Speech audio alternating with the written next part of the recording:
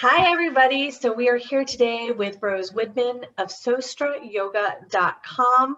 She's going to talk a little bit about some programs she has for the special needs community and also her experience of not only being a special needs mom, but also being a special needs sibling. So I'm going to go ahead and let you talk, Rose. How are you? I'm good. I'm happy to be here with you, and I believe in your work. So thanks for asking Awesome. me. Thank you.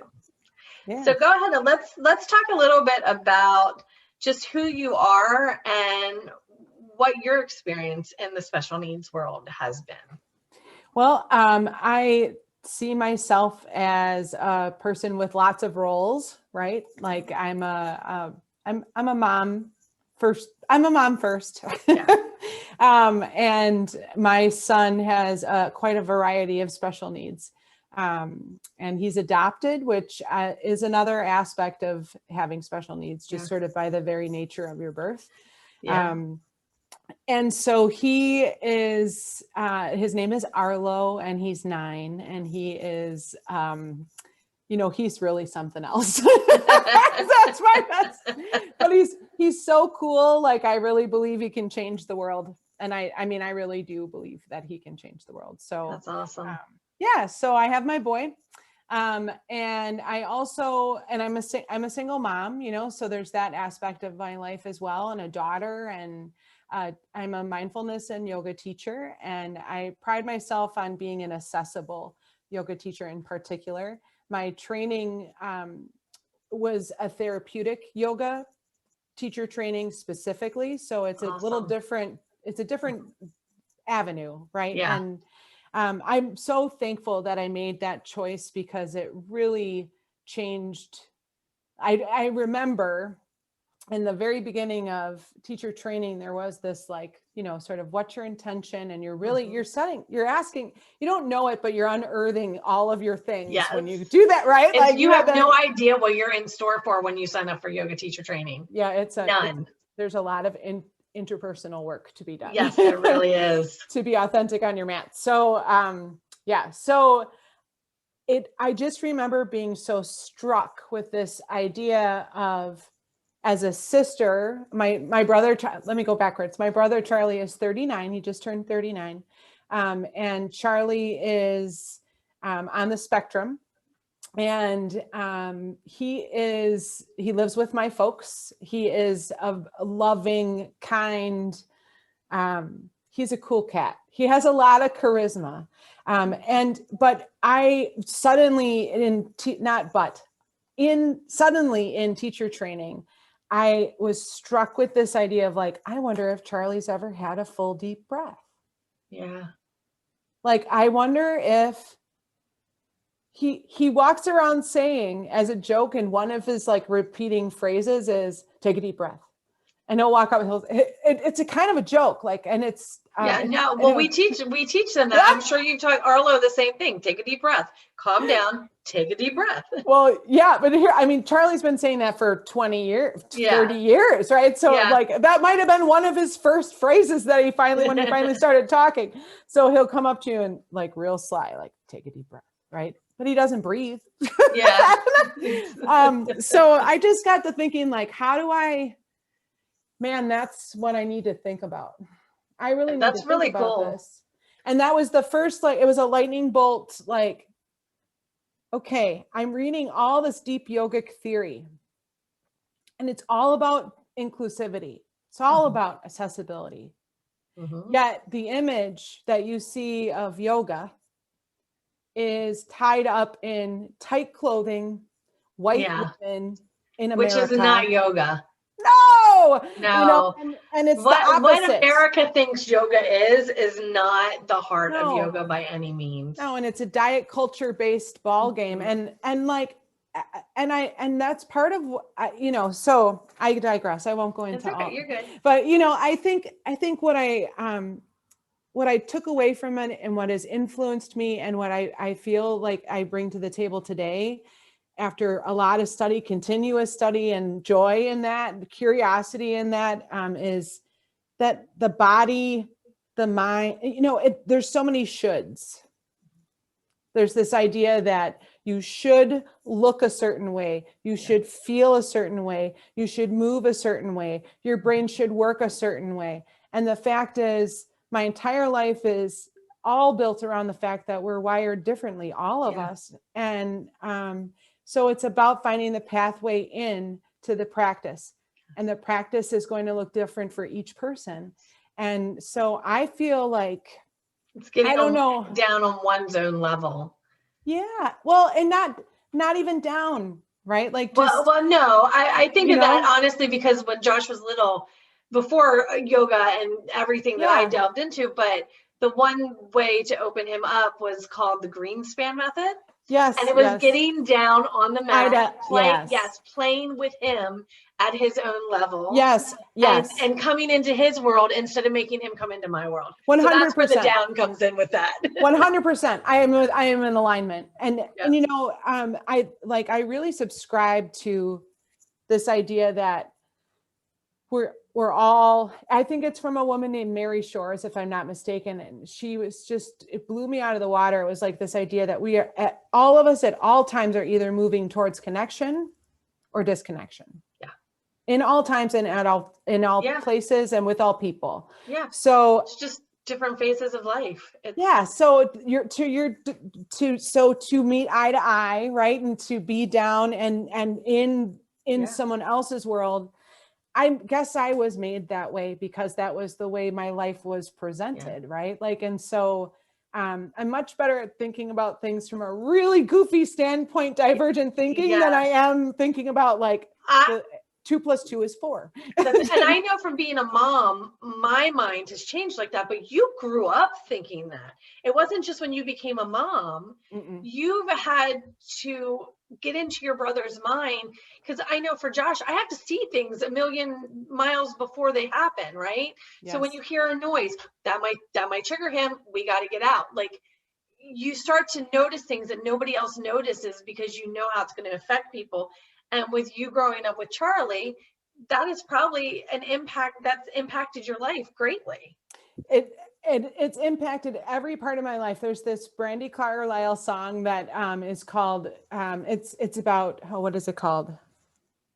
The Eye. And it's about the chorus in the center of the you know, the meat of the song is like, you can dance in a hurricane, but only if you're standing in the eye, right? And so that's like our family mantra, almost like, besides never giving up, is like, you have to dive in there. You know, you gotta dive in. You gotta dive in and meet someone where they're at.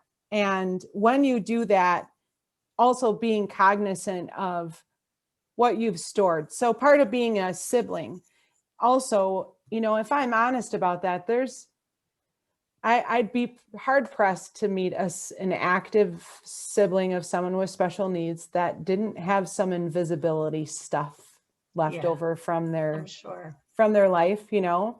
And it's for no fault, it's just how it goes. Has to come first often because it's necessary for their health.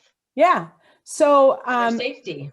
I learned a lot as a kid about storing emotion and storing stuff in my body. So yoga I can't teach unless I practice myself, right? I can't come to my mat authentically, like we talked about in the beginning. I can't do that unless I release and learn how that feels in my own body. So I take a lot of care and pride to bring body awareness, self-regulation pieces, simple things like mudras, hand gestures, and breath, like in the weirdest, most eccentric ways, depending on the, you know, like I have one beautiful, beautiful soul who I've worked with. Oh, how long have I worked with me?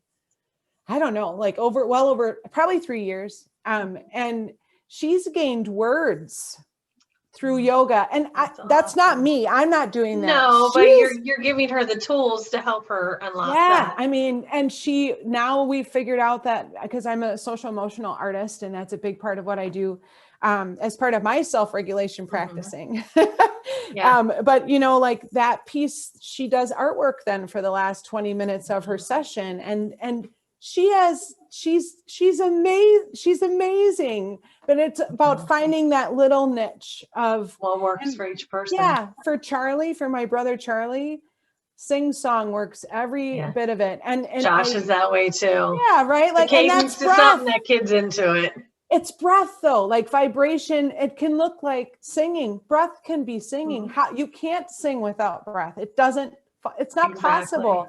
So who's to say that singing shouldn't be your version of breathing and dancing? Like this year, I made an agreement with myself actually after working with you one-on-one that I would I decided I was going to dance and sing a little bit each day just for me. And I've seen you get out there and sing. Oh yeah. I'm like, forget about it. Right. That's right. That's fun. Yeah. And it's brought so much joy and curiosity that I brought that to my classes and to each of my private students. And I can't begin to tell you, by me practicing freedom, it brings joy and letting go. Yes, but it also gives permission, as you forget that as a model, as a parent, as a sister, as all of those roles, you forget. Us. Yeah. And now everybody is lighter. Yeah. We were talking about breath, and I know that you tend to work with people on the spectrum, but even for Josh, he can't follow that step. But I know, like when he was in the hospital and in so much pain, and his heart rate was so high, I would come next to him and say, breathe in, 2, 3, 4. Yes. And just doing that. I still do it when he throws temper tantrums, especially. I mean, we do it throughout the day, but in those moments of distress and I don't know what to do for him, we breathe. And even though he can't follow, he tries, bless his heart, he tries. But even though he can't follow it exactly how I'm saying it, you watch just the peace come about him, that calm, that it's so necessary in our lives to learn how to calm that limbic system down. Yes. Yes. And like, I couldn't agree with you more. And I mean, there's a sung mantra. It's never not worked for any of my folks. But it's this very monotone, right? Like just, it's beautiful. It's a healing mantra using all of the elemental healing. And it's Rama Dasa Sase So Hung. And I've actually done that. Yeah. And I think I might even have it recorded somewhere, but anyway, so, but it's that along with legs up the wall. I'll just tell you, like, that's the ticket to all of my folks, pose. So, that's it. So where can people find you again? What is the program, and do you have spaces available right now? Do you have a program starting? Do you have spaces in the program you have? So tell me a little bit about your program and what you have to offer right now. Yeah. Oh, well, I love a lot of, I have a lot of tendrils. So I'll go by the days of the week. How about that? On Mondays, I teach a kids yoga class. It is more based, it's a mixed group of folks. So if all folks are welcome at all times, all kids are welcome. If you feel like your child might need an assistant, you're welcome too. So that's right now you're doing this online, right? Yep. I'm doing it on Zoom, except all of my programs are slowly moving back into person, like as of like in the next few months. However, I will maintain a Zoom presence so that we're not losing people that transition might be difficult for, because there are folks that's been really helpful with. So I have a kids yoga class, and then I have a kids and mindfulness. And then I have a wholehearted group that meets every Monday evening for an hour-long yoga. So that's for adults. And it's real women. Basically, it's almost all women. We have had a few males once in a while, but it tends to be just a really open-hearted group and real people. So it's real yoga for real bodies, real people. Definitely designed to slow things down and get right into that central nervous system. Great for caregivers. And then on Wednesdays, I do a ton of private lessons. I have a number of private lessons throughout the week. And I do have, for the first time in a year and a half, I have 2 spots that are open. So if somebody comes in, because you are in Wisconsin. Mm-hmm. So if somebody comes in and say they're from North Carolina, Mm-hmm. will they be able to continue on with you after the next couple months? I know we talked a little bit about that, but if they're in a different state, will you continue to do like one-on-ones privately with them? Yep. There are 3 of my students that I saw live first are going to continue on Zoom because it's a better fit for them. And that's what they've decided. So I believe that Zoom and this format has actually made yoga more accessible for some people. And I don't want to lose that. Yeah. Yeah. So, and we just try to see if it's a good fit. That's how we start. We see if it's a good fit.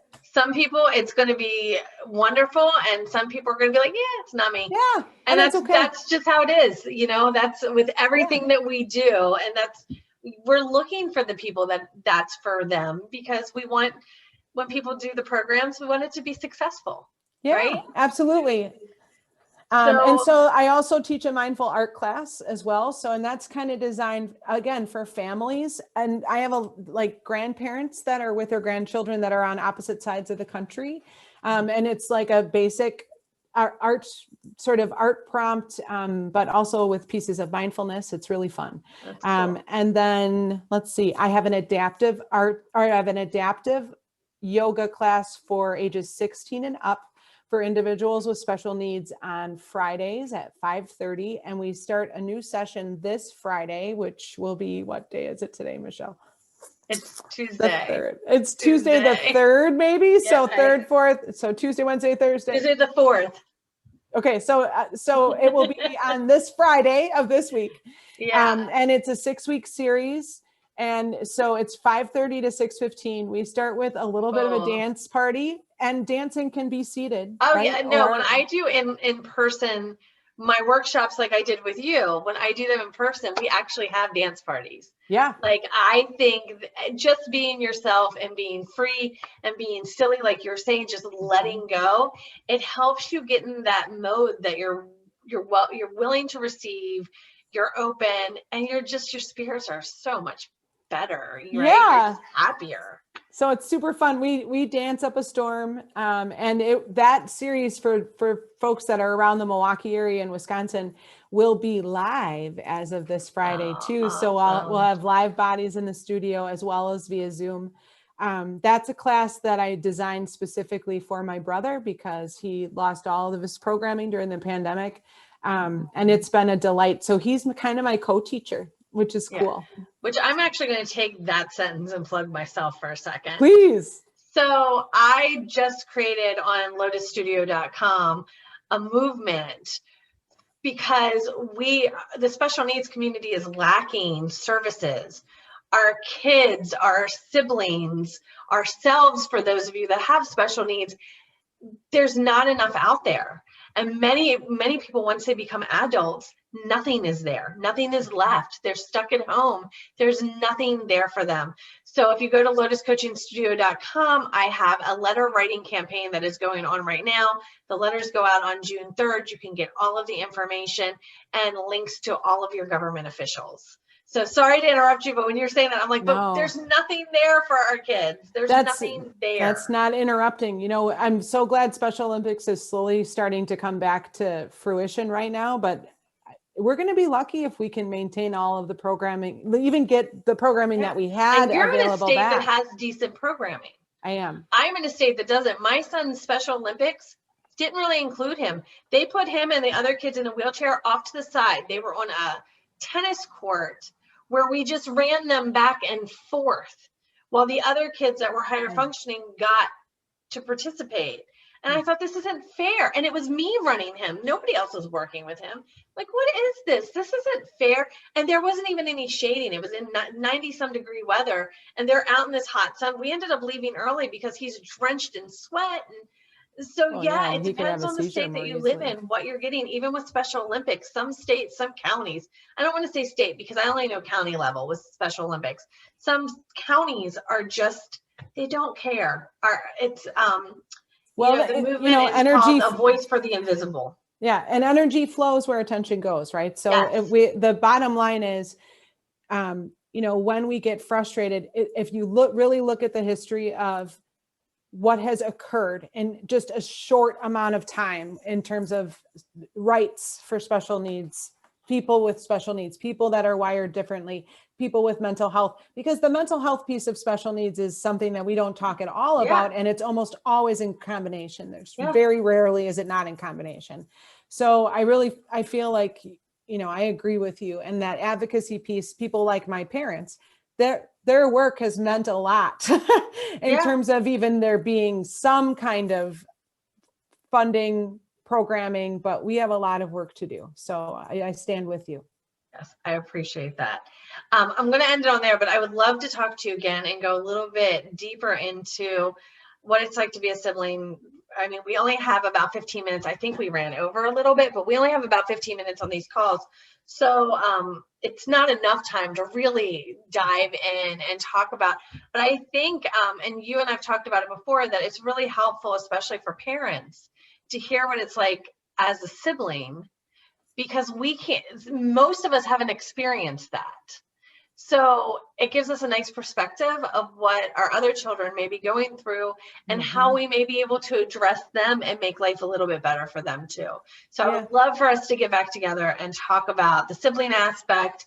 Rose can be found again, sostreyoga.com, S as in Sam, O, S as in Sam, T as in Tom, R-A yoga.com. All right. It's R-E, sorry. S-O-S-T-R-E. Oh, I put R-A. Okay, no, it's okay. It's okay. I can't edit this because I'm not that talented yet, so let's do it over again. No, we're good. Rose can be found at S-O-S-T-R-E yoga.com. Thank you, Michelle.